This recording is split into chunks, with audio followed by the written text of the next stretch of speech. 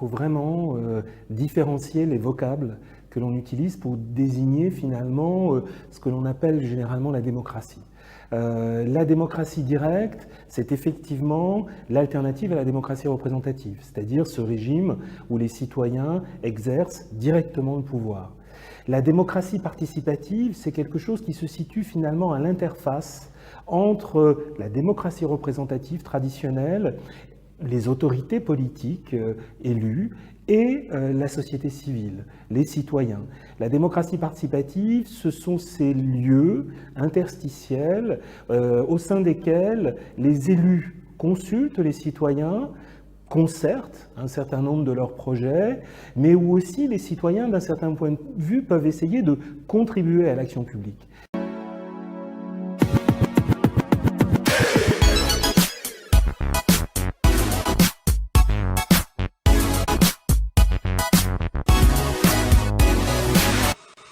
Quelle est cette haute administration dont on parle? Alors la haute administration, ce sont des personnes qui sont passées par ce qu'on appelle des grandes écoles. Tout le monde connaît l'ENA, mais il y en avait aussi quelques autres, on pense à Polytechnique, etc. Qui font qu'une fois que vous avez passé un concours qui généralement est très difficile, ensuite vous avez une espèce de rente à vie et votre carrière est faite. Oui. C'est-à-dire qu'à 20, 25, 30 ans, votre carrière est faite. Et donc pendant votre carrière est faite, c'est-à-dire qu'il y a des... Vous risquez plus grand-chose, on va dire. C'est-à-dire que vous êtes sûr d'avoir toujours un job. Non seulement vous êtes sûr d'avoir toujours un job, mais un bon job. C'est-à-dire que vous entrez directement dans les postes les plus élevés des administrations. Et c'est ça qui distingue en fait le fonctionnaire ordinaire qui, bien sûr, lui, a la sécurité de l'emploi, mais les hauts fonctionnaires, en plus de ça, ils ont vraiment des postes d'encadrement. Et c'est pas rare qu'à 30 ans, on trouve des gens à des niveaux de décision auxquels on ne les trouverait pas dans le privé. Oui. Est-ce que ça veut dire que, par exemple, pour la crise des Gilets jaunes, il avait raison en disant que ces gens sont hors sol, c'est-à-dire qu'ils ne comprennent pas le terrain? Mais quelque part, les Gilets jaunes ont pressenti, sans avoir forcément peut-être toutes les informations qui leur permettaient de l'appuyer, mais ils ont pressenti qu'il y avait quelque chose au niveau de notre système de décision et de notre système de décision, d'action publique qui ne fonctionnait pas. La plupart du temps, on doit quand même se dire qu'en démocratie, c'est le peuple qui décide. Et que donc les ministres sont l'émanation voilà, de la majorité des votes. Ouais. Et qu'il y a un problème démocratique grave à se dire qu'une partie des personnes, une partie de l'administration, qui encore une fois, c'est une petite partie, mais enfin, ça compte quand même. Quelques milliers de personnes, quand même. Hein. Pour les hauts fonctionnaires, je dirais moins qu'un millier, mais leur pouvoir de nuisance, on va dire, est après, on estime entre 4 et 20 000, j'ai vu, en fait, sur l'ensemble de la chaîne en fait, de l'administration. Si on prend au sens large, oui. Mais moi, je pensais vraiment à ceux qui pouvaient vraiment nuire. Après, il y a une porosité aussi avec le privé, hein, puisqu'on sait qu'il y a des postes, il y a pas mal notamment d'inspecteurs généraux des finances, de polytechniciens, etc., qui sont dans des grandes entreprises. Donc, il y a une solidarité qui dépasse... avec ce qu'on appelle le système de pantouflage, en fait, hein, c'est ça. Voilà, le système de pantouflage qui a été tout de même considérablement régulé depuis 2012 à peu près. Donc il y a beaucoup moins de conflits d'intérêts, voilà, mais ça reste tout de même relativement opaque à ce stade. Est-ce que c'est eux qui inventent tous ces mots, la mobilité, les assises de la mobilité, tous ces mots un peu voilà que on comprend pas pourquoi ils sont pas plus simples sur les commerces non essentiels, enfin voilà qui fait finalement créer une fracture entre le terrain et finalement les décisions.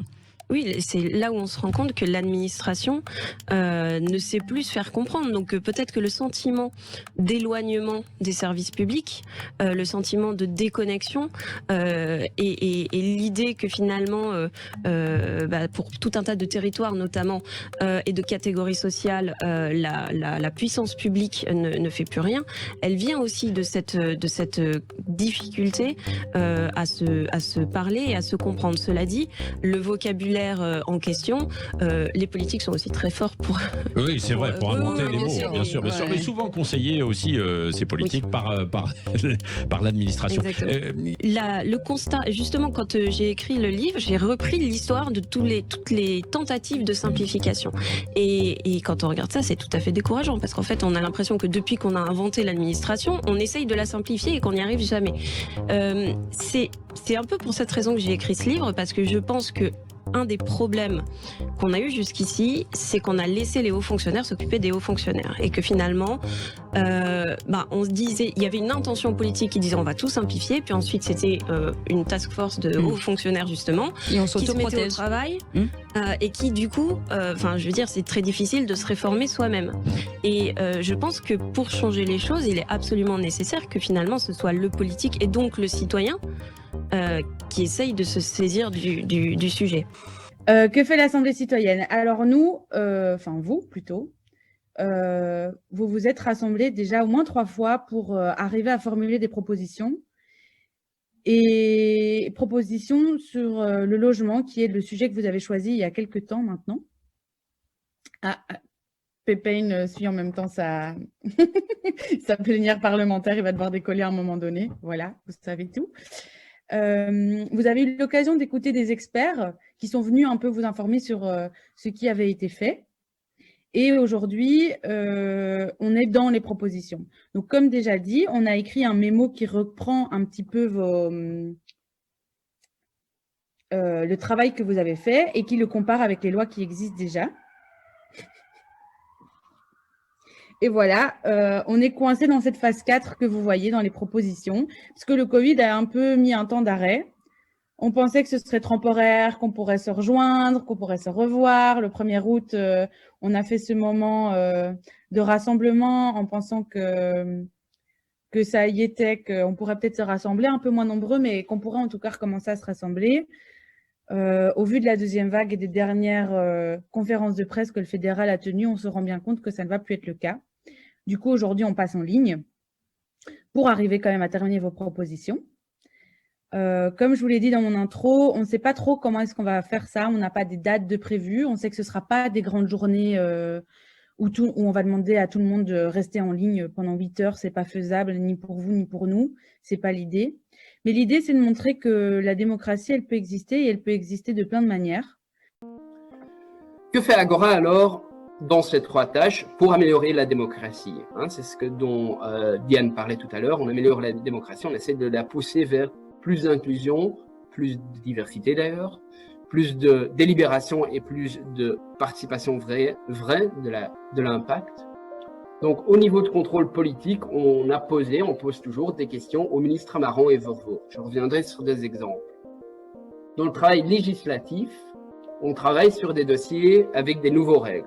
Par exemple, on a travaillé avec des autres partis sur un nouveau élément de démocratie à Bruxelles qui existe déjà, qui n'est pas encore réalisé, mais qui peut être réalisé. C'est les commissions délibératives, où il y aura 45 citoyens tirés au sort qui vont discuter ensemble avec 15 députés et qui vont faire des recommandations. Un peu comme l'Assemblée citoyenne le fait, donc c'est un pas dans la bonne direction pour nous.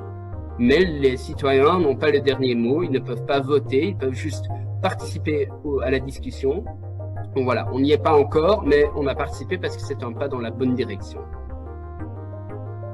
On a travaillé sur une ordonnance tirette où il y a une alternance de genre sur les listes électorales. Donc jusqu'à présent, on devait avoir autant d'hommes que des femmes sur les listes électorales. Maintenant, on doit alterner, donc un homme, une femme, ou une femme, un homme, une femme, un homme. Ça, c'est pour améliorer la démocratie parlementaire. Parce qu'il y a il y a presque 50% de femmes dans le Parlement. Voilà, pour pousser la diversité dans le Parlement, c'est intéressant de faire ça, même si c'est pas suffisant. D'ailleurs, on travaille sur une proposition de consultation populaire.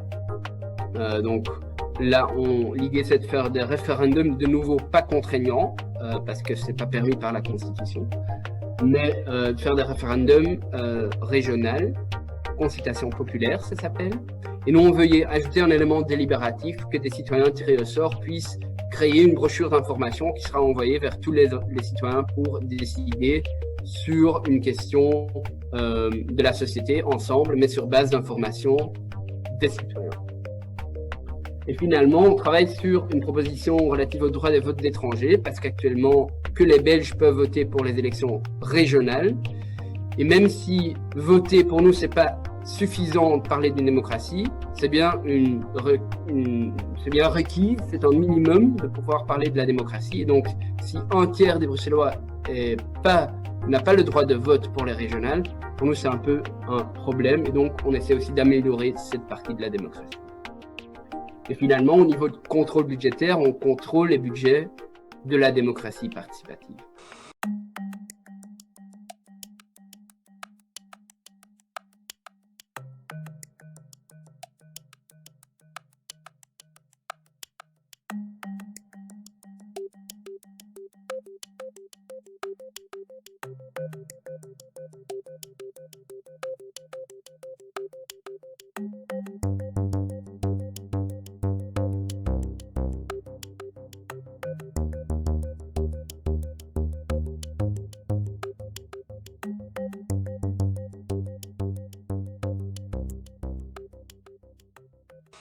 Bonjour Alicia.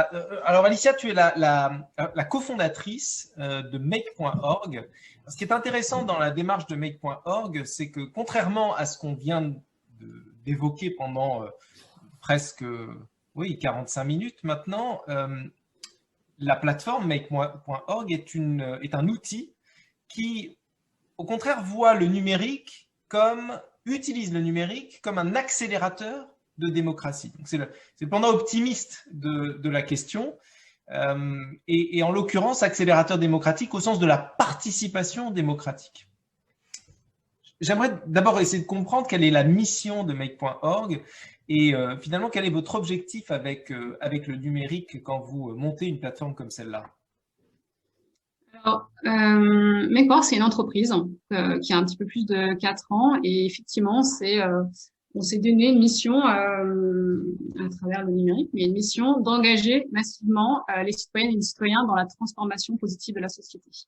Donc en fait, on est parti de 2 constats qui se sont, on va dire, confirmés à travers les années. Le premier, on en a un peu parlé aujourd'hui, plutôt beaucoup même. Le premier est plutôt négatif et concerne nos démocraties représentatives qui sont très, très, très fragilisées. C'était le cas il y a 4 ans, c'est encore plus le cas aujourd'hui. Elles le sont fragilisées face à des sociétés qui sont de plus en plus fragmentées, la crise des corps intermédiaires qui ne peuvent plus totalement jouer leur rôle. On en a parlé aussi aujourd'hui, mais il y a ce changement de paradigme, cette uniformité du corps électoral qui fait face maintenant à la multitude qui communique et qui s'organise à travers les réseaux, et ça échappe à nos institutions. Et tout cela contribue à un désenchantement démocratique qui s'observe dans les urnes. On a parlé d'abstention et qui a une conséquence vraiment très très grave pour l'action publique, parce que elle peut figer, ce désenchantement fige potentiellement cette action publique, la rendre presque inefficace. Et donc ça, c'est un problème pour nos sociétés dans l'ensemble. Le second constat qu'on a fait il y a 4 ans, et c'est là où la touche Make.org, on va dire, intervient, c'est qu'on a fait un constat également positif. Vous allez voir, on est très tourné vers l'action et la mise en œuvre positive. Le second constat, donc il est plus positif, c'est celui d'une volonté d'engagement citoyenne qu'on n'a jamais vue jusque-là. Et comme nous arrivons à la fin de cette année très très spéciale qu'est 2020, nous voulions partager notre bilan qui nous paraît assez positif concernant cette chaîne. Nous avons doublé nos abonnés cette année. Nos vidéos ont été vues plus de 50 000 fois pour une durée totale de plus de 110 000 minutes. Ces chiffres nous renforcent dans cette volonté de vulgariser les matières qui tournent autour du RIC et de la monnaie libre, mais aussi d'informer un maximum de citoyens, y compris sur l'actualité du moment. 2000 fois merci, à très bientôt. Alors le RIC, démocratie directe ? Oui mais non. Je m'explique sur cette réponse de Normand. Dans l'histoire, la démocratie directe se retrouve par exemple, il y a 2500 ans de cela, à Athènes, ou encore dans le fonctionnement des pirates, ou encore aujourd'hui, actuellement, dans certains lands de Suisse. En démocratie directe, ce sont les citoyens qui, entre autres, décident des lois, décident des budgets. C'est cela la démocratie directe. Et dans ce sens, le référendum d'initiative citoyenne, le RIC, n'est pas une démocratie directe, c'est juste un outil. Cependant, le RIC est un outil qui permet aux citoyens d'agir sur les décisions prises ou non par le monde politique. Le RIC permet aussi d'imposer des règles aux élus qu'ils devront respecter. Le RIC permet de révoquer un ou des élus quand ils abusent de leur pouvoir. Tout comme les Athéniens bannissaient les élus tirés au sort qui avaient abusé de leur pouvoir. Et dans ce sens, oui, le référendum est un outil qui permet une démocratie plus directe pour le citoyen. Alors, une première question, la même à tous les deux. Pour vous, la démocratie française, la démocratie d'aujourd'hui, c'est ce qu'on appelle la démocratie représentative. Vous diriez qu'elle est en crise, qu'elle ne fonctionne plus? Bertrand Vaud. Alors, je pense qu'elle est un petit peu en crise, oui. Ouais. Elle fonctionne quand même encore. Hein. On le voit à Saillant, on le voit à Grenoble, on le voit à Grande-Sainte. Enfin, c'est quelques cas minoritaires. Oui, c'est des cas minoritaires, mais quand même, c'est des cas qui donnent de l'espoir. On le voit à Tournu. Et moi, je crois qu'il y a une vraie prise de conscience d'élus en place et de citoyens qui ont envie de s'emparer. Enfin, c'est un thème majoritaire de la campagne municipale que l'on vit actuellement. Donc moi, je crois qu'elle est en crise, mais qu'il y a de l'espoir. Maud Dugrand, elle est en crise, la démocratie représentative? Depuis quelques mois, nous avons vécu une crise sociale assez importante avec les Gilets jaunes et effectivement, dans le premier mois des revendications des Gilets jaunes a été mis sur la table la question de la représentativité et de la soif de démocratie des citoyens. Donc effectivement, en tout cas du côté de la citoyenneté, ça pousse pour qu'un espace nouveau se crée. Alors cet espace, vous l'avez créé, enfin vous l'avez relaté dans votre livre à Saillant. Donc qu'est-ce qui s'est passé en 2010? Racontez-nous dans ce village de Saillant, qui est un petit village de la Drôme. Qu'est-ce qui a provoqué la prise de conscience citoyenne? Un projet d'installation d'un supermarché à l'extérieur du village, dans un village qui avait encore la chance d'avoir de nombreux commerces. Et une décision prise par le maire actuel, par le maire de l'époque, sans concertation. Et du coup, des citoyens qui décident de s'emparer de ce sujet et qui entraînent une mobilisation qui va durer 1 an et demi. Il faut une pétition qui marche très très fort. Une pétition. Ça devient un collectif. Un collectif, 1 an et demi de lutte, qui finit par, du coup, c'est le supermarché qui prend peur et qui décide de ne pas s'installer dans le village. Et du coup, pendant 1 an et demi, ça a été un vrai travail entre des nouveaux habitants et les anciens, des rencontres. Quelque chose a pu se produire par, ce qu'ils disent eux-mêmes, un travail d'éducation populaire. Ils sont montés en compétences, chacun a pu amener sa petite pierre dans ce travail collectif de lutte contre un projet qui était jugé arbitraire. Et le collectif s'est transformé en liste électorale. Oui. Et cette liste a été élue haut la main. Oui, au premier tour des élections en 2014. Sur 100 Belges, 66 d'entre eux pensent que les dirigeants politiques de notre pays ne sont plus capables d'améliorer notre vie quotidienne. Pire encore, 68% pensent que la démocratie chez nous fonctionne mal et que leurs idées ne sont pas bien représentées. Des chiffres directement commentés par les politiques eux-mêmes, comme André Flau, PS, ou encore Catherine Fonck, CDH. Tous prônent une plus grande mobilisation des citoyens dans la vie politique. Tel est le principe de la démocratie participative, un phénomène qui prend de plus en plus d'ampleur dans notre société.